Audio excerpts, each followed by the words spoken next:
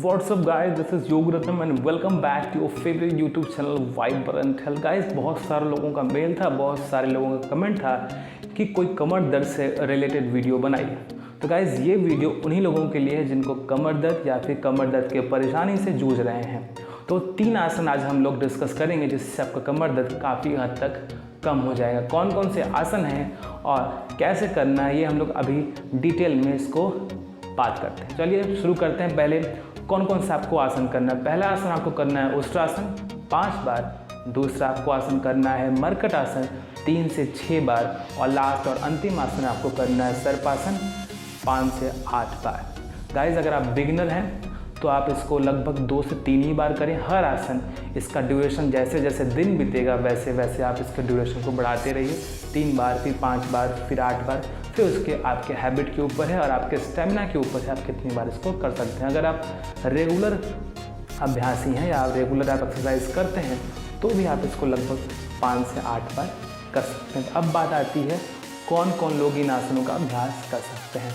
अगर आपके बैकबोन में कोई फ्रैक्चर या फिर कोई ऑपरेशन हुआ है और उस फ्रैक्चर हुए लगभग 2 से 2.5 साल हो गए हैं, बीत गए हैं, तभी तो आप इन आसनों का अभ्यास करिए, वरना इस आसनों का अभ्यास आप बिल्कुल मत करिए। आपकी इंजरी उभर सकती है। तो चलिए शुरू करते हैं, वीडियो को आगे बढ़ाते हैं और बताते हैं कैसे कैसे इन आसनों का अभ्यास करना है। एक चीज़ और ध्यान रख लीजिए, अगर आप आसन कर रहे हैं तो कोशिश करिए आपका पेट खाली हो या फिर आप सुबह सुबह ही अभ्यास करें। अगर आप भोजन आदि ले चुके हैं तो कम से कम 2 से ढाई घंटे हो जाएं, उसके बाद ही आप इस आसनों का अभ्यास करिए। तो चलिए वीडियो को आगे बढ़ाते हैं और दिखाते हैं वो 3 आसन कौन कौन से हैं जो आपको अभ्यास करने हैं। पहला आसन उष्ट्रासन। पहले 100 आसन में लेट जाएंगे, हथेली खुली हुई आसमान की तरफ, मन शांत, एकाग्र। फिर धीरे से दाहिना पैर अंदर की तरफ लाएंगे, फिर बायां पैर, दोनों एड़ी घुटना आपस में मिला के हथेली ज़मीन की तरफ। श्वास भरते हुए कमर को धीरे धीरे एड़ियों के साथ ऊपर की तरफ उठाएंगे। जब तक आप ऊपर उठाए हुए हैं तब तक कोशिश करें श्वास आपकी रुकी हुई रहे। धीरे धीरे श्वास छोड़ते हुए नीचे। वैसे ही दूसरी बार श्वास भर के कमर एड़ी दोनों साथ में उठाएंगे और श्वास जब तक हो सके आपसे तब तक रोके रखें। फिर धीरे धीरे श्वास छोड़ते हुए नीचे। इसी को फॉलो करते हुए हम लोग इसको लगभग 3 से 5 बार बिल्कुल धीरे धीरे शांत मन और एकाग्र से लगभग 3 से 5 बार दोहराएंगे।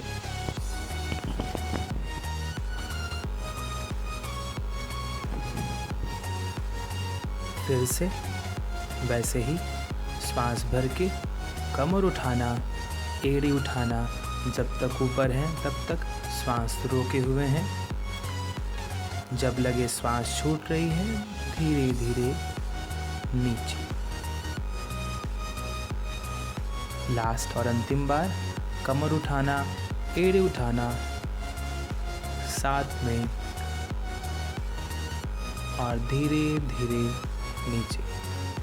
अब दोनों पैरों को फैला के सांसों को सामान्य करेंगे, हथेली खुली हुई आसमान की तरफ। दूसरा आसन मरकट आसन।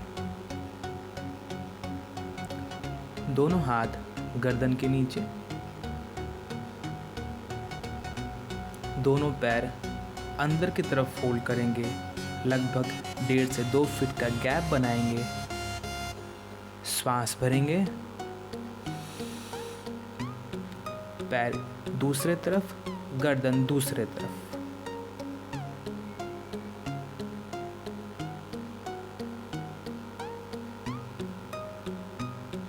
फिर श्वास छोड़ते हुए वापस, फिर श्वास भरेंगे, फिर दूसरी साइड ले जाएंगे, गर्दन अपोजिट।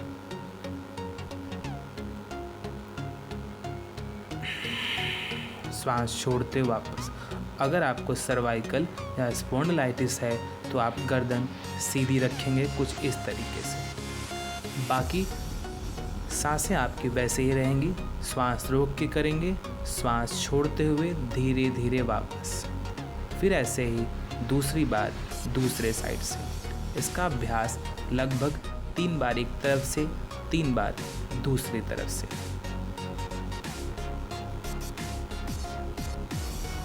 पैरों को फैला के सांसों को सामान्य करेंगे, हथेली खुली हुई आसमान की तरफ। अब बढ़ते हैं अंतिम आसन की तरफ, जिसका नाम है सर्पासन, पेट के बल होके।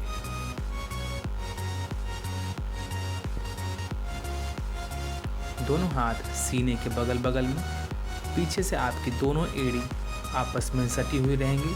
श्वास भर के ऊपर की तरफ हम उठेंगे, कुछ ही यूं, गर्दन पीछे की तरफ, आँख की पुतलियाँ पीछे की तरफ।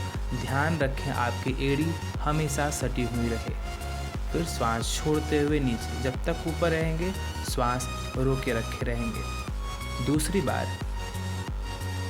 श्वास भरा हमने, गर्दन पीछे की तरफ, आँख की पुतलियाँ पीछे की तरफ। फिर श्वास छोड़ते हुए धीरे धीरे नीचे। अगर आपको सर्वाइकल या स्पॉन्डिलाइटिस है तो आप गर्दन सामने की तरफ रख के भी इसका अभ्यास कर सकते हैं। तीसरी बार वैसे ही, फिर श्वास छोड़ते उड़ते नीचे। 3 से 5 बार इसका अभ्यास करेंगे।